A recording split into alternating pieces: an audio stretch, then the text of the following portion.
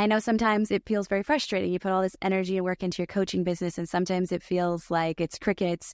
You're not really moving at the speed that you would like. And so in today's episode, we're going to talk about how to build a framework that your clients really want and that actually works for them.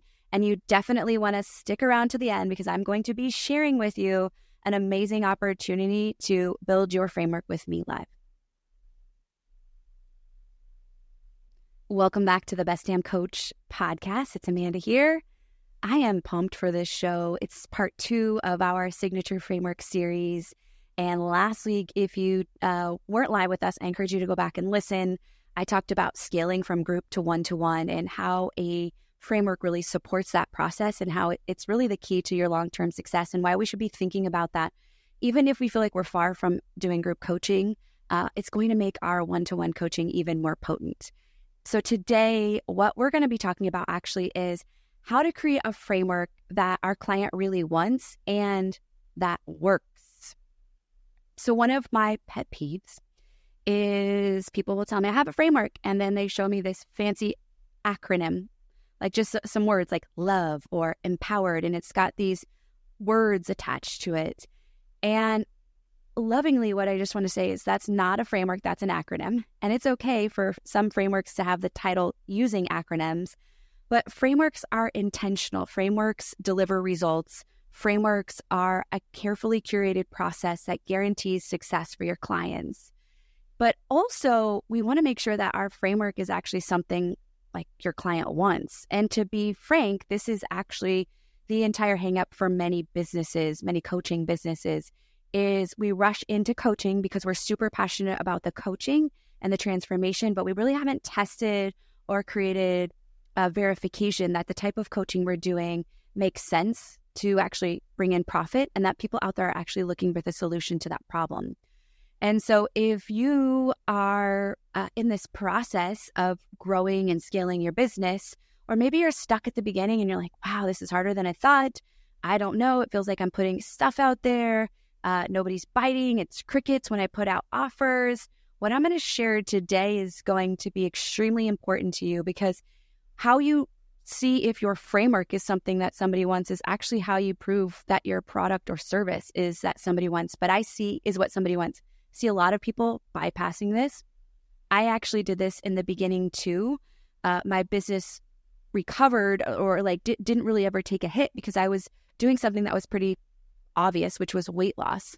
However, for many of us, we are living in these coaching spaces that tend to be in the more intangible spaces, healers, energy, burnout, some of those spaces. And so it's really unclear sometimes for people as to whether or not you can provide a solution to what they want. And so today I'm going to share some insights, specifically 3 strategies I wish I really would have known at the beginning to verify that the framework and the coaching that I'm offering is what somebody wants. Or you could even call this like course testing. If you plan to have some sort of group coaching, course testing, one-to-one, all of these things are going to apply to you for sure. So, and promise you'll stay with me till the end because I'm going to give you a tip that drastically impacted the growth of our business.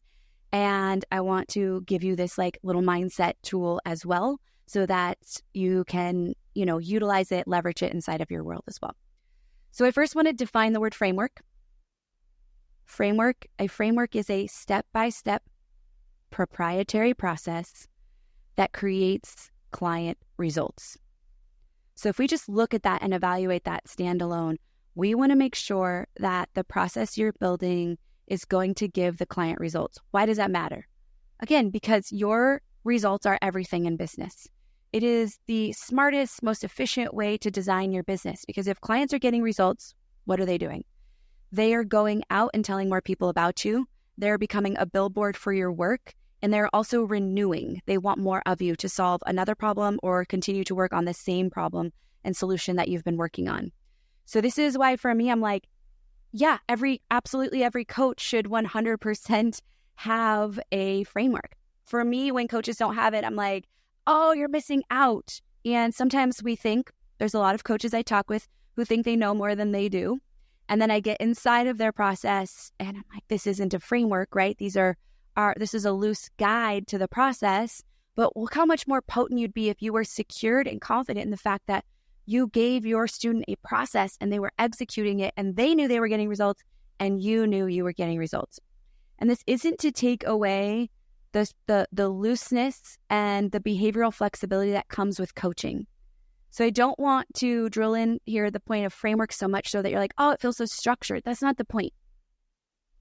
The idea here is that when you have a process in place, it sits in the back of your mind. Then you show up to a coaching session, you can actually take in the brain dump or take in where the client is, and then you get to use your coaching skill set, your mastery, and find this beautiful space between meeting them where they're at, but also knowing where you want to take them and the process that's going to give them results. That's what's missing, for many coaches. And so they really aren't, they're kind of treading water. It's like Groundhog's Day a little bit. And so the clients are really not getting the type of cadence that they deserve inside the coaching container. And so I want to share really 3 key strategies so that your framework is something your client actually wants. So step number 1 is creating proof of service. So in other words, you're going to go out and just make sure that your coaching and the framework you're going to provide is actually what somebody is saying that they need to you. And so you could do this in many ways. So I'm going to actually walk you through some ideas around this. Essentially what this is market research. So I've done this many times in business in a couple of different cool ways. One way you could do this is by simply, putting out an intake form or questionnaire, a survey, if you will, to your audience. You could do this by through your social media. You could do this to your email list. And it might just ask some key questions of like, what's your greatest struggle right now? If you could wave a magic wand, what would you get? Like, what kind of support do you think you need? And what's going to happen is they're going to have answers and you're going to be able to see what they're saying and match up what's in your vision as well and see, are there gaps? Are you thinking one direction and they're thinking an entirely different direction? Another way you could do this is just simply hopping on a call with somebody that's your ideal client and asking these questions live so you can have more dialogue and deeper connection around it. I would even suggest with their permission to record that because you're going to get the exact marketing language from them.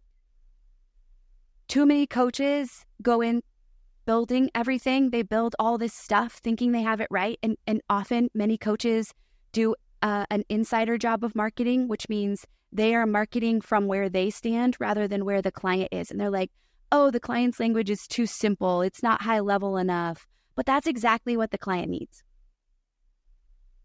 Another thing I've done when I launched the BDC is I had a think tank, 2 of them, in fact. I invited past clients in, and then I invited just random coaches from other communities. And I just asked the group lots of questions, and everybody chimed in, and I was able to see, okay, yeah, these are some of the struggles that they face. And that was about where they were stuck, but also what's lacking from other programs, what's lacking in the process. And so I had some definite red flags come up for me. I was like, oh, okay, first off, they need more time. They need help implementing. They're not taking action. But I was also able to see some key things. They're really nervous on coaching sessions. They don't know how to find clients, right? And again, I was thinking the language was going to be much deeper, but they were just like, I need help finding clients. It's like, boom, like this is definitely something that I want to make sure is included in my framework. Because if I talk about it building an ecosystem, they're not going to get that. They don't know what that means. They just are like, I need help finding clients. My internal language is build an ecosystem. Right? So you want to build a framework and a business based on a proof of service, that what you think people need is actually what they need and actually what they want. Step number 2 is that I like you to get paid to build what you want. And that doesn't mean like wing it at all. That means I want you to build it. I want you to come into the lab with me and I want you to build that framework. But I don't want you to get so analysis paralysis and so perfection oriented that you're trying to tweak and adjust it 1,000,000 times before walking real life humans through it. Because I promise the number one way you're going to make your framework better and make sure it's something that your client really wants is by actually walking a client through that process. Right? And then you keep doing that. And honestly, you get paid to make it better.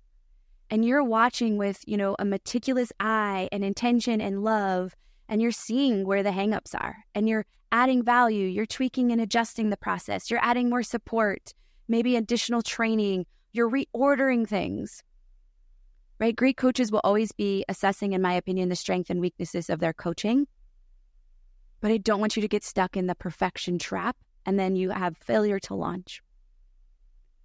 So an example of what this actually looks like is when we launched the FBL. You can go back and check out the episode where I talked about how we sold the FBL from a PDF. Definitely encourage it. We'll put the link in the show notes. Is I had been walking my clients through the framework building process for years in one-to-one.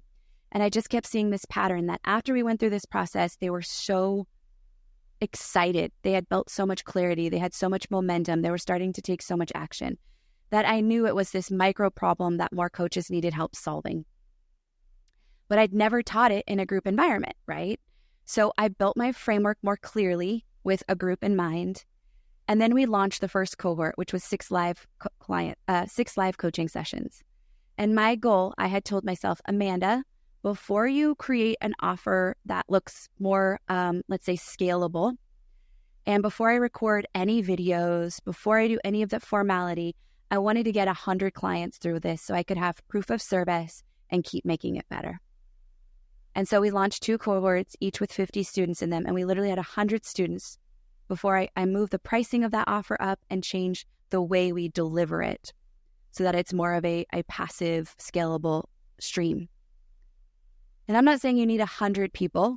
That was just my number because I was like 100 testimonials, 100, feedback. Like there was so much that was going to happen of goodness there.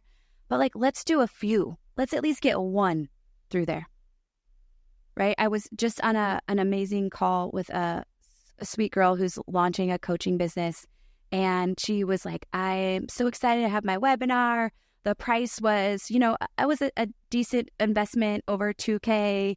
And I was like, great, you have testimonials? And she's like, no, nobody's ever gone through the process. I was like, oh, you definitely want to hold integrity. I think this is what's wrong with the coaching business is we want to just launch, but we don't want to spend the time like verifying like that what we're doing actually is working.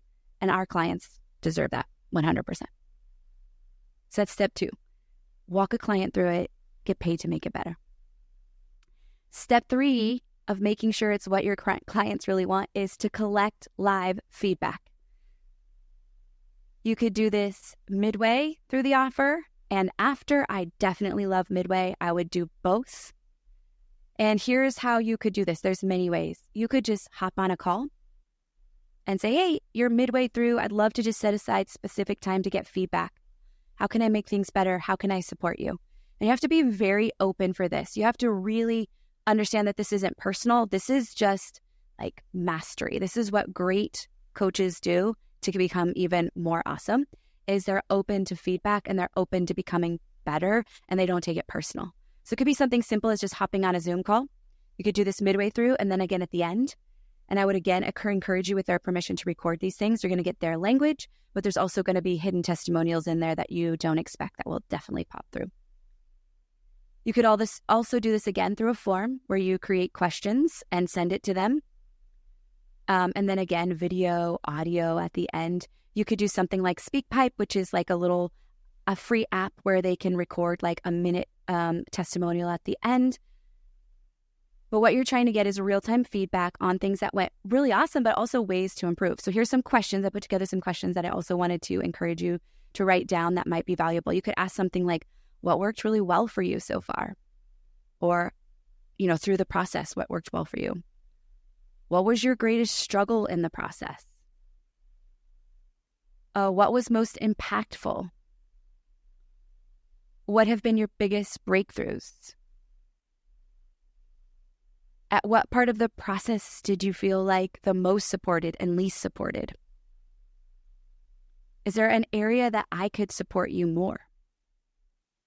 And notice that all of this comes from a framework.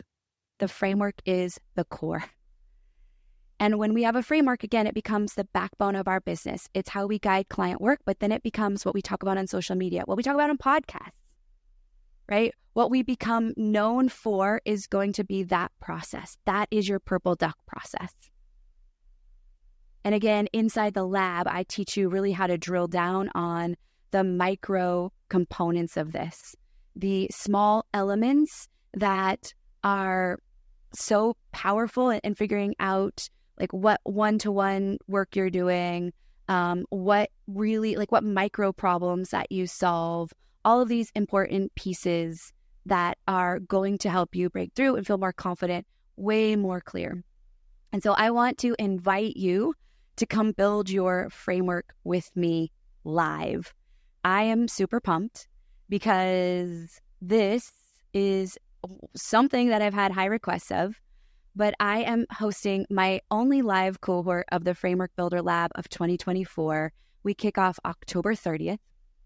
And what that means is you're going to be with me live. We're going to come together every Wednesday, in fact, and I'm going to walk you through the process in real time live. I'm going to see your face on Zoom. You're going to see me, and you're going to be able to ask Q&A. It's a 6-week opportunity for you to have complete support to build your framework with me live.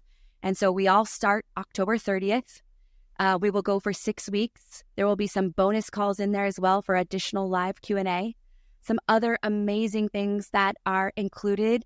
We're going to throw in the templates so you can build your actual framework visual, which is something I teach you how to do inside the lab. And there's just so much other amazing stuff. So if you want to learn more about that, I want you to head on over to amanda-walker.com/lab right now.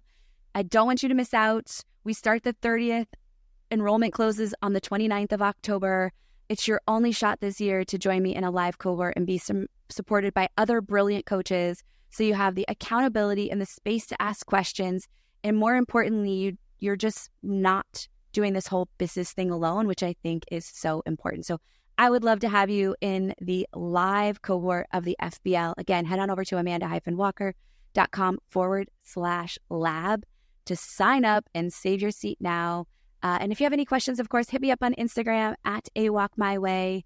And if you felt compelled by this message, you love the content, you're like, oh my gosh, yes, then come do this work in the lab. I'm going to help you do this in the lab. I'm going to teach you how to do this more consistently, and also share this episode with a friend so they can join us inside the lab as well. So I'll see you next week, same time, same place. Until then, go coach them up.